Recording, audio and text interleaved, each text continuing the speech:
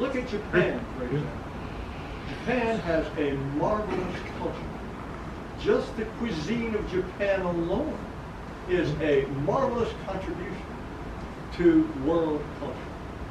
Japan cannot have developed that culture, nor can it carry that culture forward in any meaningful way if Japan becomes a mishmash like the United States is set to become.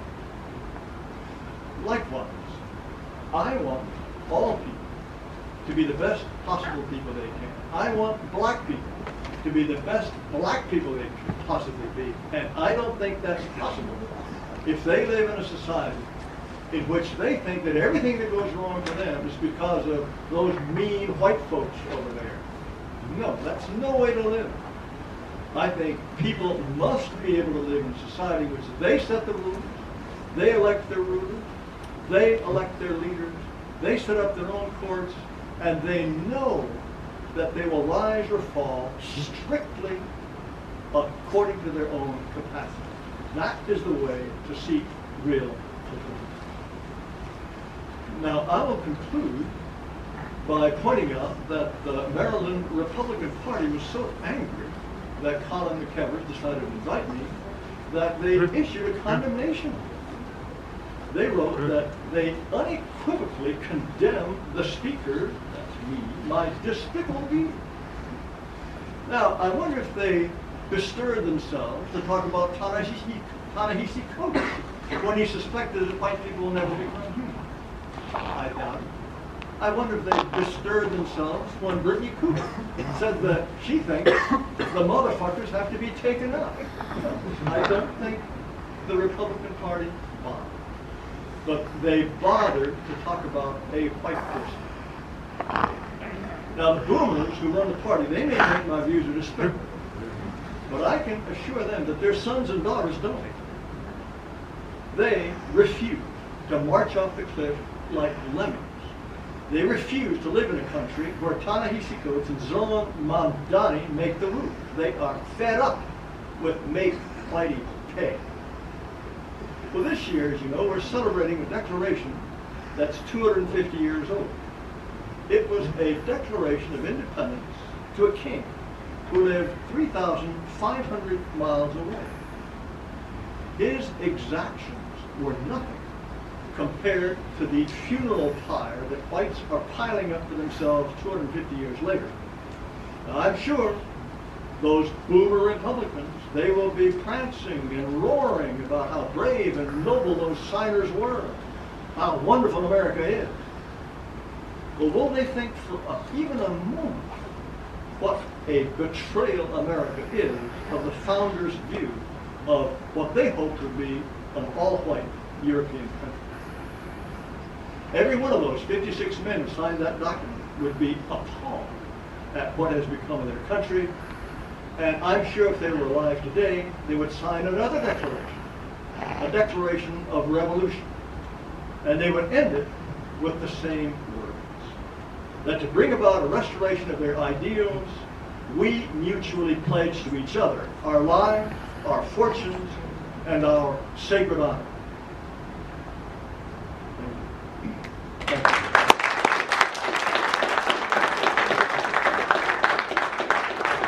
Thank you. My name is Levi. I'm a philosophy student here at Salisbury University. I'm very excited to be here today. As a philosophy student, one of the things I'm most interested in is values and value theory. And I'm really interested to come and see a speaker who has values so incredibly different than my own. And one of the most interesting things to me about this event is the lack of values from the person who put it on, Colin McEvers. I think it's fascinating that a person would come and... Do you have a question? I do, yes. Let's get to the question. Okay, so Colin, was your end goal in putting on this event to support free speech or to get the most controversial person you can, to incite the most rage, to make the most people angry, and to subtly endorse views that you're too afraid to share with the rest of the campus community? Or was it to promote free speech? Is platforming this individual? Is it going to be for him or him? Do you have a question for me, sir? I don't think that Colin McEvers has any obligation to answer your question. The question is for me. Okay, great. Do you think Colin McEvers has any values that he genuinely stands upon? Or is he an individual that is looking for power and clout and opportunism? Next question, please. Scared of that one. Don't waste our time. It's all about free speech. Thank you guys very much. Yes, sir. Mr. Taylor, I'd like to thank you for being here. I'd like to thank the Maryland College Republicans and Colin for hosting everyone here today. I'd like to say God bless you all in this room. Thank you for attending. Mr. Taylor, my question for you is, as a white America First patriot who prioritizes national sovereignty, I see race realism as an essential truth. How do we best present these realities to build broader electoral majorities? Furthermore, should white advocates partner with non-white America Firsters who reject open borders and DEI? If so, how can we accomplish this without diluting our focus on European-descended heritage as America's historic core? Well, those are very good questions. I think unquestionably, in the United States, it's very, very difficult to start a new party. People have tried that and they haven't really gotten very far. So we have to work within the established parties. I believe that if white people are to have a voice and succeed in any way in maintaining at least a part of the United States that reflects their values, then they will have to work through the Republican Party. This is a process that's only beginning, and I think that it is the obvious.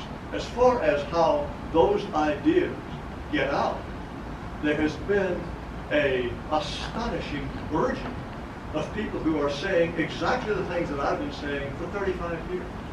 When I first got into this business, I knew everybody who was saying this. Now there are thousands of people who are white advocates. It's a wonderful thing, because this earlier questioner asked whether or not we had any values. Well, our primary value is survival. I think that is a value that everyone can accept.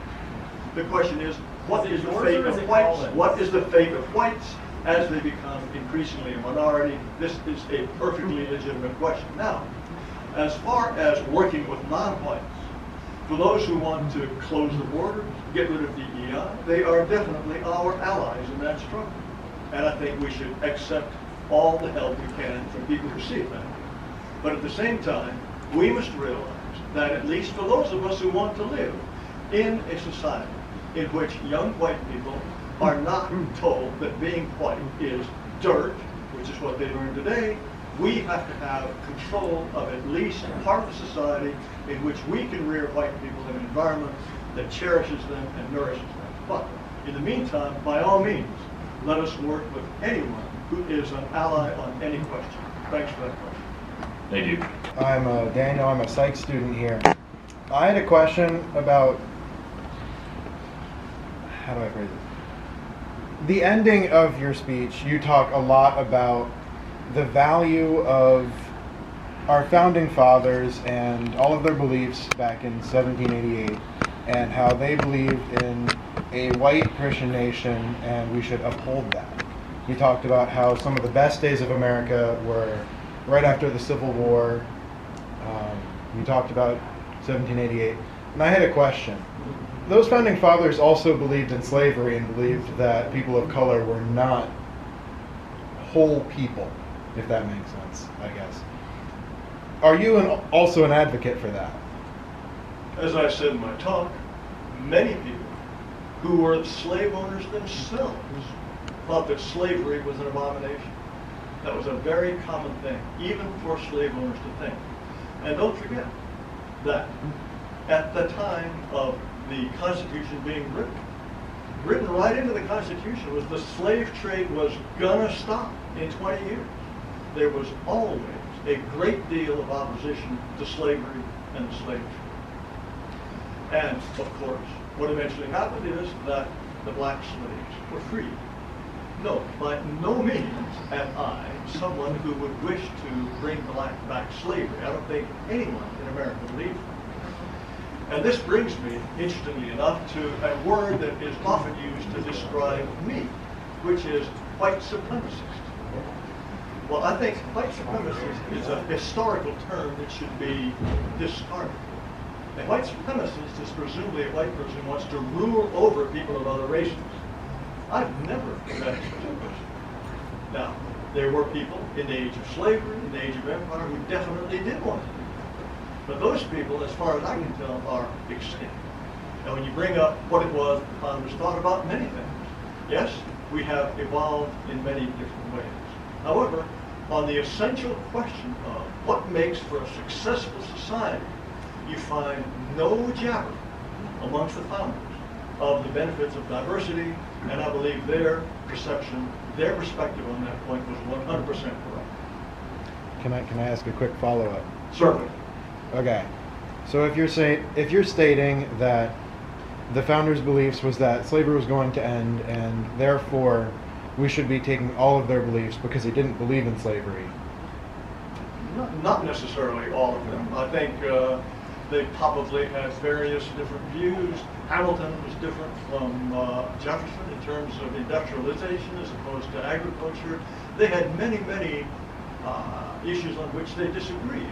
And so to say, if we're going to swallow everything that they said, that would be impossible because they said many contradictory things. Okay, then if their statements are not 100% the concrete basis that we should be building Unfortunately, upon. we're going to have to get on to the next person. Yeah, hold because on, just we give me got a like line. 1 second. Okay, we'll just keep this really. If that's to the not last one. 100% the basis, then why is their belief in white ethno-nationalism here in America a core belief that we should stick with if we shouldn't be sticking with some of their other beliefs? Because it's obviously correct.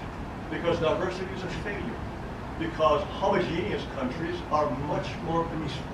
And ultimately because if whites, who are what?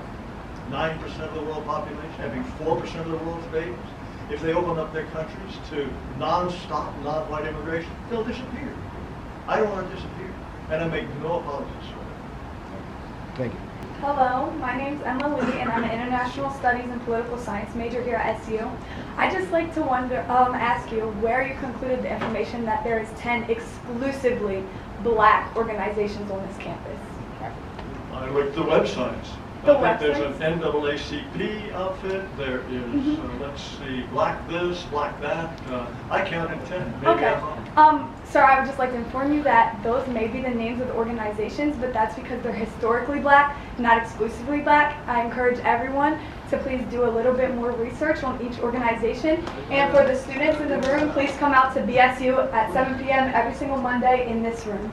I'm curious, how many non-black people come to the Black Student Union? Quite often, actually. There's a couple, a handful at least, and everyone is welcome. And actually, there's a white male on the e-board, so I mean, everyone is welcome. It's up to you guys if you'd like to come. Everyone's welcome. We're not exclusively black. We're historically black. Thank you for your time. Okay, my name is Leslie Rice. I'm a marketing major here at SU, and my question is, after this, are you going to post your sources anywhere for the people that are listening to go look at them? I hadn't planned on doing that. Is there any particular thing that I said that you thought required sourcing and that you found difficult to believe? I mean, most of the stuff you say, you didn't say where you got it from, so I think for a majority of it, we can just see, do our own research afterwards from what you said. That would be nice. I mean, if the sources are there, I don't see why it would be a problem posting them. Well, I mean, if you want to know what the 1790 Naturalization Act was about, just look it up. You'll find there's absolutely no dispute about that. The only facts that I gave you today about which there might be some question are the ones that I quoted from that annual report from the New York City Police Department. You have to do a little bit of simple math to arrive at the odds ratios. That's the technical term for when you say X population is Y times more likely to do something than Z population. But that too, I gave the name of that document in full. Look it up on the internet. There should be no trouble. Again, if there is any particular thing I said that seemed utterly incredible to you, I mean, we can talk about it later. But I didn't say anything that would be difficult to confirm or disprove if I happened to be fantasizing. I'm an American. I've heard a lot of talk about the Velvet Divorce, Czechoslovakia. I've heard a lot of talk about, seems to you, like from just analyzing what you've said, that you're frustrated with how America is with all these changes, all these diasporas, whatever you want to call it, immigration. And are you advocating, my first question, are you advocating for a velvet divorce? Because if this that's the very word I used. Yeah, yes. So that's my question. My first question is, are you advocating that the United States of America go through a velvet divorce? And then my second question, you're trying to foist this identity, white nationalism, or being white. And I'll preface my question with this. When the French ended the 100 Years' War, they didn't do it because they were white. They didn't do it because they were, from Burgundy or any of the duchies. They did it because of their identity, their culture, their language. And it just seems you're trying to foist this identity onto people in America. This is a very diverse country, and so you're saying a white identity is artificial, that there may be national, ethnic identities, but white identity is artificial. Well, what I'm trying to push at is that the white identity, it just seems so subversive from a communist theology. A communist would say, "Well, you're white. I won't acknowledge that you speak French or you're from France." They would. I just see this artificial identity that you're trying to put Americans in, Okay. and it's just very wanting. I got your point. You asked two questions. One Yes. is, am I recommending divorce? Yes. I am recommending complete freedom of association, voluntary separation. And I want the government to get absolutely out of the way of forcing people together who don't want to be together. I want an end to this idea that somehow, only for whites, it's morally reprehensible for them to live in a community that reflects their race and their culture. Yes. Now, this question about white identity. When you have these prison riots, it's not the French, it's not the Germans fighting each other, it's blacks fighting white people. It's Hispanics fighting white people. If there's ever going to be any kind of real civil uproar in this country, they're not going to come for you because your ancestors were Scottish or Italian. They're going to come for you because they're white. White is an identity that white Americans have. You may reject it if you wish. Now it's true, hold on. In European history, white people have fought each other for all sorts of reasons. Language, ethnicity, but more and more, they are coming to realize, and I see this wherever I go in Europe, that they have a common destiny. Every single white country in Europe has got a challenge. They are being reduced to minorities in their own countries too, on a basis. Why must the Irish accept people from all around the world? They never had an empire. In fact, they were colonized themselves. This white identity may be something alien to you, but I can assure you it is growing, not just in the United States, but entirely around the world. Okay. Well, Next question. okay. Yeah. Thank you. Thank you for your time. Thank you. My name's Andy Cooper. I'm an electrical specialist. I've been in business around here for 35, 40 years. And I appreciate the history lesson you gave us, but what I'm thinking of, I kind of grew up in D.C. in Baltimore, my parents, and we got bused and everything. Okay, so I went through all the stuff. I got bullied and pushed and shoved, and I was scared to death in Yorktown when I got pushed into a school because I was like the only little white kid there. And they beat me up, took my lunch money, all that. But I've got some of the best friends in business that are all origins of life. And I'm wondering, because you go back way back in biblical times, what Christ would say about us trying to separate. Oh, there's Russia, there's China. I understand what you're saying, I get it. But how are we going to fix this? That's the question that I'm asking. How do we fix this if it's all white here, all black there? I mean, evil, I think, is the basis of all this stuff. Doesn't matter what race it is. I mean, how do we say this guy's more dangerous than that guy? I know you got good stats, I heard it, and I've seen it. But New York's where a lot of Irish people and all that kind of stuff, they came over here, and I've watched the History Channel a lot, and seeing how they helped us, you know, like take, Einstein. We probably wouldn't have won the war without him. I mean, how do we fix this problem? What I'm getting. Wait, how do we fix The problem with the race question, which is causing all these riots and fighting, and just how do we fix it? What's the way to fix it? The right way, Christian-wise. I thought I tried to make myself clear on Yeah. that. It's the way the Czechs and the Slovaks Right. solved the problem of living with people who were dissimilar from them, who had different goals, Segregation. different ideas. They broke up the country. Yes. And that, to me, is the solution to the race problem. Right. In Japan, you don't have race riots. Well, you're right there. In China, you don't have race riots. In Turkey, you don't have race riots because they don't have a multiracial society. That, to me, was the point of departure that was a big mistake. Right. Wherever you find multiracial societies, you find similar problems. More trouble. Yes, more Yeah. trouble. Well- Now, again, you said you got pushed around when you were bused into schools. I'm sorry to hear that. You say you've got great friends of all races. I'm happy to hear that. Yeah. For people who wish to live in that kind of mixture, that is fine by me. All I'm saying is those people should never condemn people of any race who wish to live amongst themselves.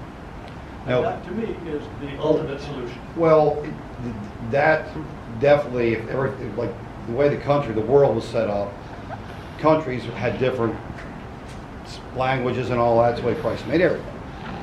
And, Right. And that's the way and now we're countries mixing it up and it's causing trouble. It's exactly. So let's unmix it to the extent we Yeah. can and stop mixing it to the extent that it's not yet mixed. Well, the United States would be the The toughest next one. question, if you don't mind. My name is Richard Callahan. I'm a sociologist, and I'm confused by a couple of the things that you said because they aren't consistent with my own experience. Now, if I were to give you a bunch of anecdotes, it would take too long. I would say I spent some time in Taiwan as a Fulbright fellow, where I was at Academia Sinica, the premier research institute, and many of I met some students from India who were implementing 5G internet in Taiwan. And the government had requested that they go to Taiwan exactly because they needed sort of assistance technically to implement this. And so what I experienced was this sort of growth of sort of integration, but with specific technical goals in mind. And so I never experienced anything. Please, go Let me ahead. ask you a question on that. Sure. Presumably, those Indians were brought there to accomplish a particular task. Yes. And the idea was not for them to move in and live there forever. Become Taiwan. It was Taiwan, or was it Korea? It was Taiwan. It was Taiwan. No, they were to come in to do a particular job. That makes perfect sense. If you have to import people with special skills to do particular jobs, then by all means, there is absolutely no reason not to do that. Right, and as I was one of the second person that happened to apply for an entrepreneurship visa in Taiwan that was new in 2016. And the idea was that people would come with ideas and grow a business and hire people in Taiwan. And they would bring in people with special skills who would remain to found companies.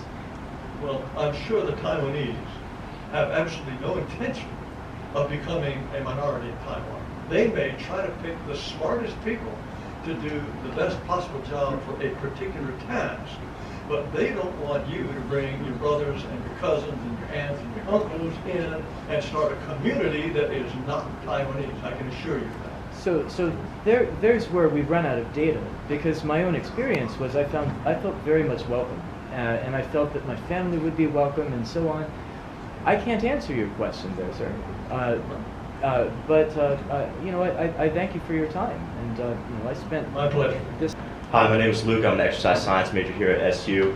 I guess I'll start by saying I was completely and wholly unprepared for this event today. Had no clue what was going on until I walked outside and seen all the fuss. Well, I'm sorry, you were unprepared for what? To come up and ask a question. Oh, wow.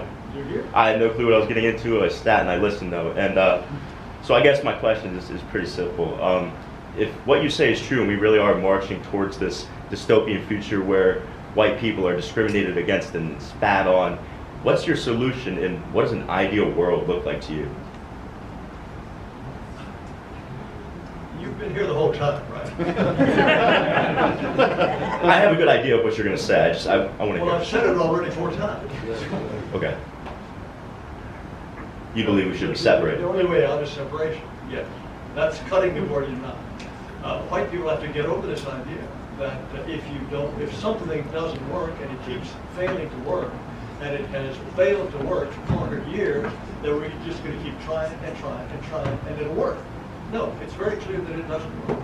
It doesn't work in the United States. It doesn't work in any country. And so we have to have a reappraisal of all of these ideas we've had. And one of the ideas we've had that is core and key to the whole thing is that if race relations go wrong, it's whitey's fault. And that has got to be finished. That has got to be finished.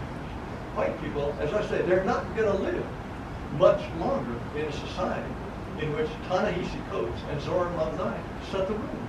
It's just not going to happen. And we want this to happen after discussion as velvet a divorce as possible, but divorce, in my mind, is the only solution. I know you speak a lot about other countries that don't share the same ideals as us. Taiwan is one you mentioned.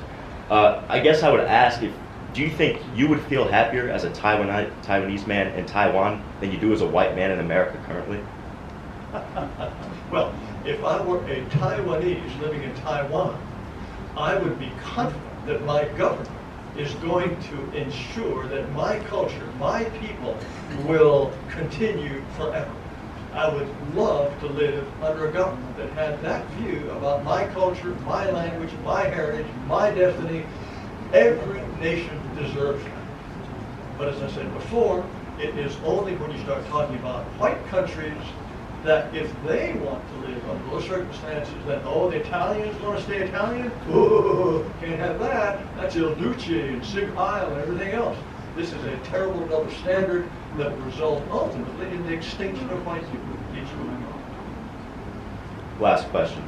Do you really truly think it's possible on a global scale where nobody mixes, everybody stays to their own, and do you think that's a world where we can really progress as a human race? I think it is certainly possible to move in that direction. And what would be the inconvenience? We could still trade, we could still visit as tourists, we could still bring in technical experts if there were particular problems that needed to be solved.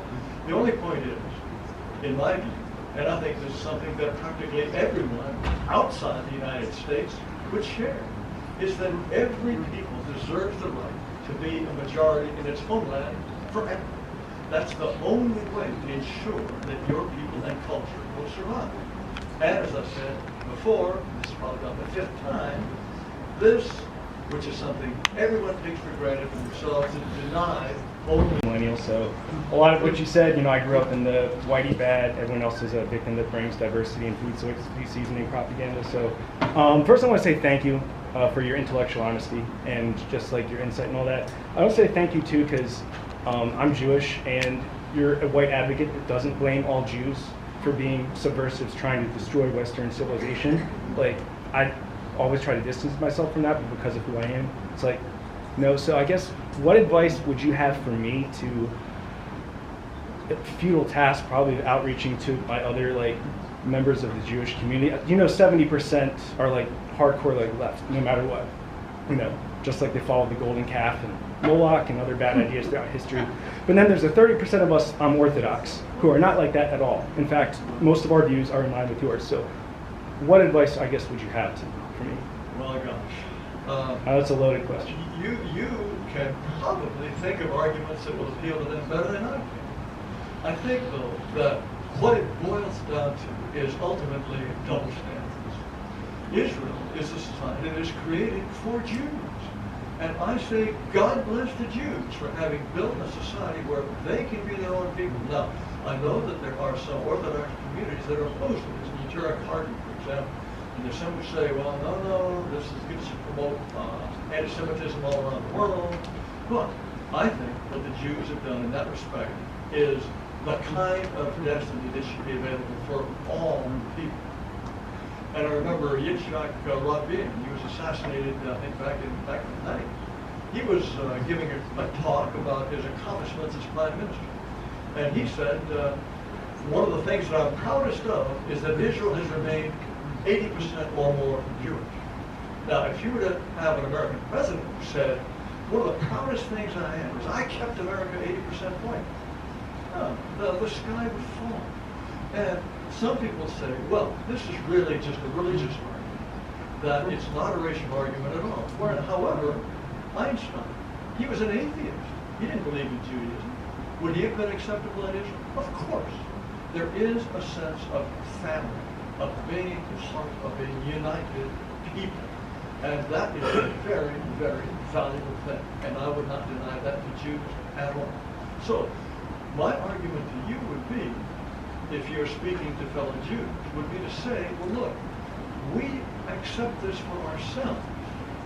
How can we justifiably deny it to European Americans, who are the people who built this country, gave it its institution, And that we benefit from. and now it's slipping away? Yeah. That's the only thing that I can think of. Now, you may have a better way to approach it, but that is the way I would approach it. It's just a matter of fairness. What is good for you is good for them. Appreciate it.